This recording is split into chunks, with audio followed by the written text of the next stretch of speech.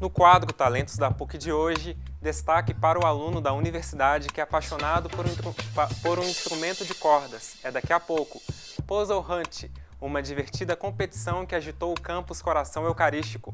Confira também como foi o lançamento da nova edição do livro Cantigas de Santa Maria, da professora Ângela Vaz Leão. Hoje é quarta-feira, 29 de abril, está no ar mais uma edição do Espaço PUC, o programa que leva até você tudo o que acontece na universidade.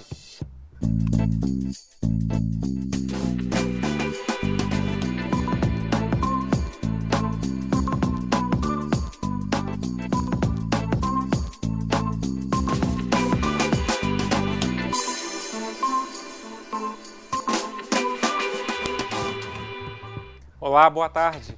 Estudantes do curso de Ciências Exatas e Informática e do Instituto Politécnico da PUC Minas participaram do PUC Puzzle Hunt, competição entre equipes para solucionar enigmas espalhados pelo campus Coração Eucarístico. Confira na reportagem de Luiz Fernando Batista.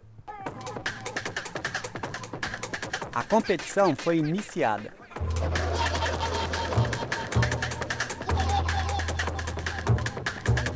O PUC Puzzle Hunt reuniu estudantes de vários cursos da universidade em um evento para solucionar quebra-cabeças pelo campus. A ideia do PUC Puzzle Hunt surgiu de um internship que eu fiz na Microsoft Research e lá eu participei de um desses eventos e foi muito legal, foi muito produtivo e eu aprendi demais. E eu pensei, por que não trazer para a PUC? Né? Por que não os meus próprios alunos conseguirem participar? Isso eu queria passar para eles a diversão que eu tive. A gente abriu a competição principalmente para os alunos do ICEI e do IPUC aqui da PUC Minas, mas a gente abriu também para todos os outros cursos e para os membros externos da PUC. Então poderia estar chamando amigos, primos, algum colega de outra faculdade também. Os alunos puderam exercitar a lógica, trabalhar em equipe e realizar atividade física ao correr pelo campus. Além da área de computação, a gente tem pessoas de fora, então a gente tem integração com outros cursos. Isso habilita a gente a ter capacidade de resolver problemas em áreas diferentes. Então a gente sai do nosso foco, que é só computação, e passa a resolver problemas do mundo real. A gente se sente bastante desafiado, porque são desafios matemáticos, desafios lógicos, e com a equipe fica tudo mais divertido, né? Porque o pessoal é bem divertido e a gente está querendo competir para ganhar mesmo. O terceiro colóquio de Filosofia e Pastoral é uma parceria da PUC Minas com a Faculdade Jesuíta de Filosofia e Teologia e o Instituto Santo Tomás de Aquino. Foram 3 dias de debates e palestras baseadas nas teorias do padre João Batista Libânio. O terceiro colóquio de Filosofia e Pastoral é uma parceria da PUC Minas com a Faculdade Jesuíta de Filosofia e Teologia e o Instituto São Tomás de Aquino. Durante os 3 dias aconteceram palestras baseadas nas teorias de João Batista Libânio. Pano de fundo para Libânio, para pensar a sua teologia, sobretudo a teologia fundamental, é a modernidade e a pós-modernidade. Então, nesse embate da fé com a modernidade e pós-modernidade, Libânio é aquele que experimenta e que deixa a pós-modernidade criticar, interpelar a fé e, a partir da fé, quais são as grandes respostas que a fé cristã pode hoje, no mundo atual, no mundo de individualismo, de subjetivismo, dar resposta a essa sociedade? Como que a fé pode dar resposta a uma sociedade que fomenta o isolamento e o individualismo? Nós temos um grupo chamado Grupo de Reflexão Pastoral. E esse grupo de reflexão pastoral pega pessoal da PUC, do ISTA e aqui da FAGE. E nós percebemos que depois da morte do Libânio, né, quase que um vácuo nessa reflexão, na produção da pastoral, da reflexão pastoral. Então, trazer o Libânio de volta para provocar esse enfoque pastoral e suscitar outras pessoas nesse interesse, não para substituir o Libânio, mas para que essa perspectiva seja mais bem aprofundada. A palestra do terceiro colóquio de teologia é muito pertinente no contexto da modernidade, sobretudo, né? E o interesse principal é, além do aperfeiçoamento intelectual, mas também de adquirir uma nova visão sobre a teologia principalmente no que diz respeito à pastoral, já que eu particularmente, né, estou nesse caminho para o sacerdócio. Acho que a reflexão sobre isso é de muita importância, sobretudo hoje. A Comissão Interna de Prevenção de Acidentes da PUC Minas realiza desde ontem a Semana Interna de Prevenção de Acidentes no Trabalho, que é a CIPAT. A nossa equipe acompanhou o início dos trabalhos na manhã de hoje no auditório do Museu de Ciências Naturais da Universidade. Confira! A PUC Minas possui um baixo índice de acidentes. Com isso, a CIPAT serve como uma forma de prevenção extra para seus funcionários, instruindo-os sobre os riscos de acidentes de trabalho.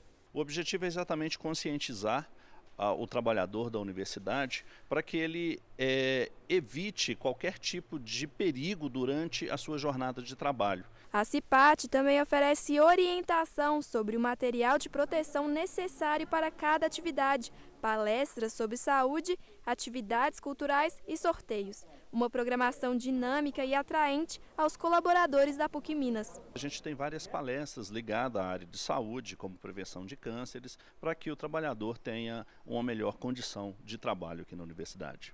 Para o presidente da CIPA, as atividades desenvolvidas durante a Semana Interna de Prevenção de Acidentes de Trabalho são produtivas e têm boa aceitação entre os trabalhadores. Olha, o retorno é muito satisfatório. A gente escuta depois, que bacana a palestra tal, que bacana a palestra tal. Então, assim, a gente fica muito satisfeito com esse retorno que os funcionários nos passam relativo ao que eles aprenderam sobre conscientização, sobre utilização de EPIs dentro da universidade, dentro da CIPAT.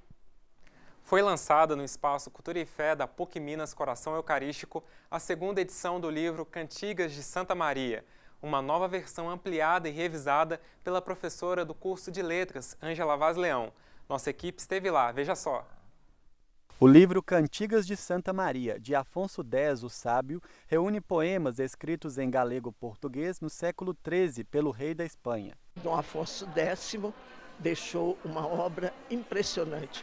Por isso é que ele foi cognominado o Sábio. E essa denominação, o Sábio, ele não recebeu só na Espanha e Portugal, recebeu em toda a Europa. Por exemplo, na Inglaterra é The Wise, na França é Le Sage. Então você tem essa denominação dada por todo o povo da Europa. Nessa segunda edição, foram incluídas novas traduções dos poemas, que somam mais de 400 composições, o que atrai estudiosos e admiradores do trabalho da professora Ângela Vaz Leão. Desde que eu comecei a trabalhar com as cantigas de Santa Maria, todas as obras da professora Ângela fazem parte da minha referência. E essa edição ampliada, ela está sendo muito esperada, né? Porque devem ter outras reflexões, outros artigos, outras imagens. Ela não deixa de ser professora enquanto ela está escrevendo.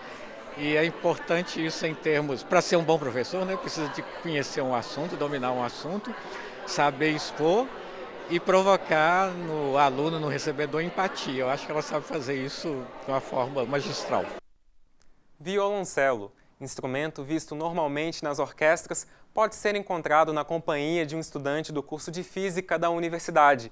Ele toca e encanta quem passa pelo campus Coração Eucarístico. Acompanhe agora no quadro Talentos da PUC.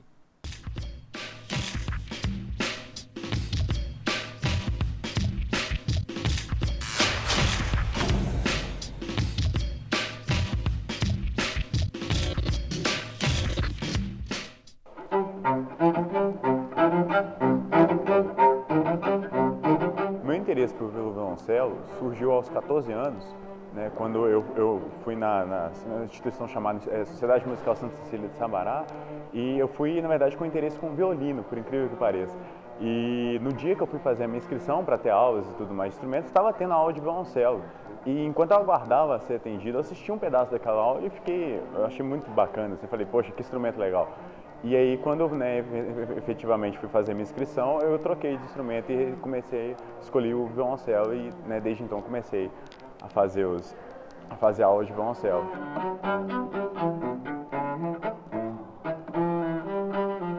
O treino, ele, assim, é fundamental. fundamental, porque mesmo um instrumentista muito experiente, que fica muito tempo sem treinar, né, sem praticar, sem estudar um instrumento, né, algumas questões na técnica vão sendo perdidas, né, e a musicalidade também se perde. Então é necessário que ele esteja sempre praticando, né, o instrumento ele precisa disso.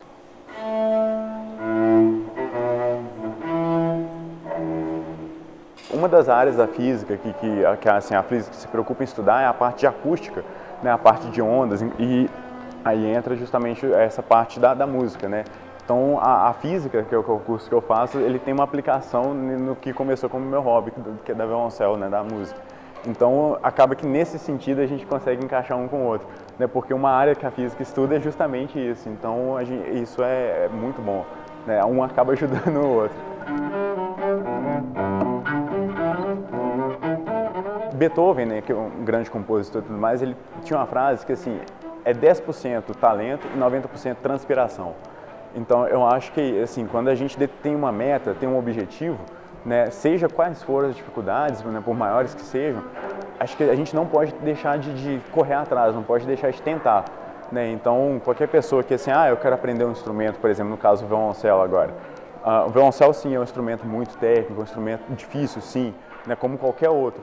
Então, mas se você tem um professor, se você tiver condições, né, de ter um professor e ir estudando, né, a técnica do instrumento e se dedicar, você consegue chegar.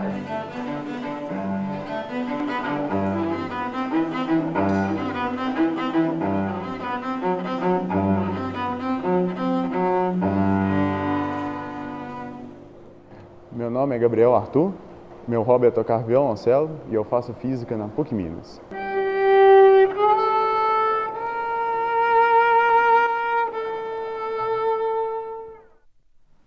E o programa de hoje fica por aqui. Amanhã é dia de Repórter PUC. Desta vez, o tema é um aparelho que passou a fazer parte da rotina de vida de praticamente todas as pessoas, o smartphone.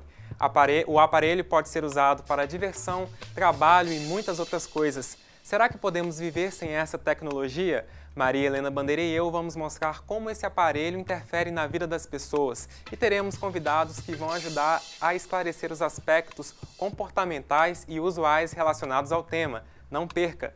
O nosso encontro amanhã um pouco mais cedo, às 4h30 da tarde, aqui na PUC TV e na TV Horizonte. Um abraço e até lá!